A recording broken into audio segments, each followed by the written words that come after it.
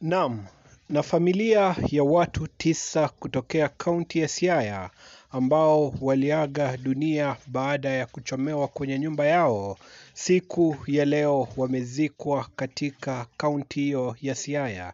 Imekuwa ni hafla ambayo imegubikwa na simanzi tele. Ikumbuke kwamba 9 hao waliweza kuchomwa na jamaa wa karibu ambaye ilisemekana kwamba walikuwa kwenye kesi ya shamba naye, na familia ya hawa ambao wamefariki ilikuwa imeshinda kesi hiyo. Na unapata kwamba kutokana na hasira, jamaa huyo aliyeshindwa aliweza kuamua kuangamiza familia ya watu 9 kwa kuwateketeza wakiwa kwenye nyumba yao. Ni ripoti ambazo zimekuwa zikizungumziwa kwa takribani juma 3 tangia kisa hicho kifanyike, na sasa hivi siku ya leo familia hiyo ya watu 9 waliweza kuzikwa katika eneo hilo la Siaya. Sisi kama Vic Dimples tumekuwa tukifuatilia taarifa hizi na bila shaka ujio wote tumekuwa tukikuletea. Tunaomba kwamba roho za wale wote ambao waliweza kuaga dunia zikapate kupumzika